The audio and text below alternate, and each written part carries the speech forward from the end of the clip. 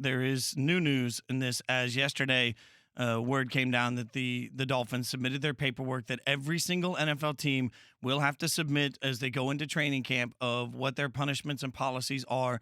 And part of that punishment and policy decision from the Dolphins lays out a 4-game suspension as part of the conduct detrimental to the team portion if someone were to protest the anthem. As a result, the NFL and the NFLPA have agreed to freeze all the anthem rules right now while they take what they coin as a few weeks to figure it out, because apparently they've been very busy during the vacation time. So, Will, your initial thoughts when you hear that? Well, let me see. It's always dangerous to say I have 3 observations. That's what Rick Perry did in a presidential debate, and you always forget number 3. And I have a pretty good history of doing the exact same thing. We'll see if I can get through 1 and 2 and get to 3. Number 1, I was watching a little bit of Golic and Wingo this morning, and I saw your argument, Fitz. I saw your indictment of the Dolphins, that they're talking out of both sides of their mouth, that they, before this NFLPA letter came out, the Dolphins' suspension of potentially 4 games for any player that might protest during the national anthem, you felt like, why make the rule if you don't intend to enforce it, right? You're not necessarily going to give 4 games. As you pointed out, Junior, it could be a play. But it gave them the ability to suspend up to 4 games, right? So you felt like that's talking out of both sides of their mouth. I absolutely do not. You have no idea the potential protest, right? I mean, you have to understand that it could be a complete blank slate. Last year it was kneeling, it was some fists raised. But if you're talking about protest and how you're going to punish it, it could be anything. And you got to be able and ready to suspend for whatever your bandwidth is. And I'm not saying a player will do this. I don't know, let's just pop something in our head, something extremely egregious, something 100%, or nothing is 100%, so 99% perceived as offensive. Say that's what a player does. You want to limit yourself to a play?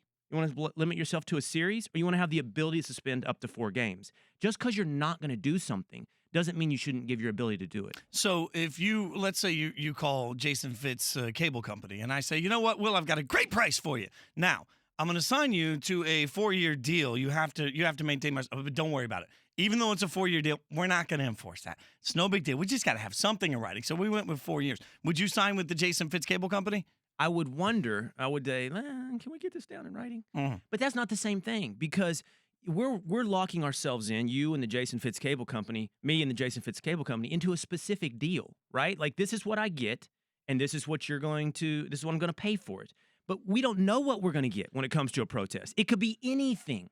Yeah, and I think that point about wiggle room is interesting. And to me, this is more of a technicality than it is anything else, because they were asked to get this in writing along with all the other rules. My question is there another place they could have put it other than conduct detrimental that would have allowed them to avoid the headline of 4-game suspension? Because that's really what the NFL seems to lose time and time again, in my mind, Will, is the headline battle. Because we live in a society that's only going to cherry pick headlines, whether they're good or bad. They're very rarely going to take in the substance that comes after.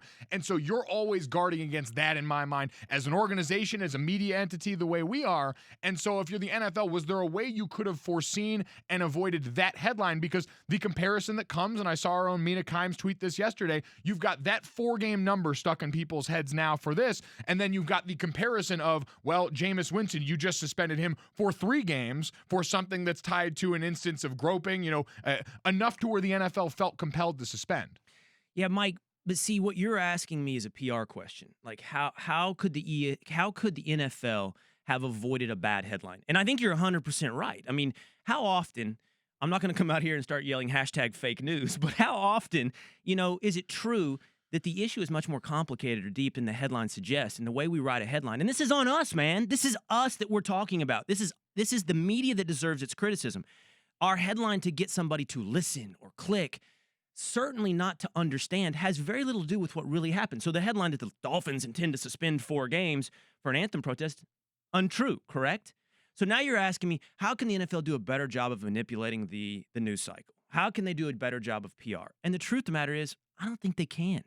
I think the NFL has found itself at the center of the crosshairs for a great many people in the media and some in society. Why? That's an interesting conversation. Why is the NFL proxy for every cultural battle we have? Why is the NFL the battleground for every single thing? Let me broaden it, actually. Why is football? Yeah. We're on football? Yeah. No, but seriously, why has football become the battleground for every cultural disagreement that we have? I don't think the NFL can win. What I'm getting at is I don't think the NFL can win a PR battle. And just one thing fits to illustrate it. Your point about why have a rule and not enforce it, you know what entity has something like that? The NBA.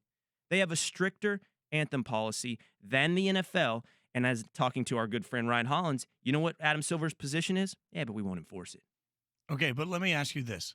As much as you want to forgive the Dolphins for talking out of both sides of the mouth, and I disagree with you, let's remember the NFL decided in May, according to our .com article, that teams would be fined if players didn't stand. That teams would be fined if players didn't stand during the national anthem while on the field. The rule forbids players from sitting or taking a knee if they are on the field or sideline during the anthem, but allows them to stay in the locker room if they wish.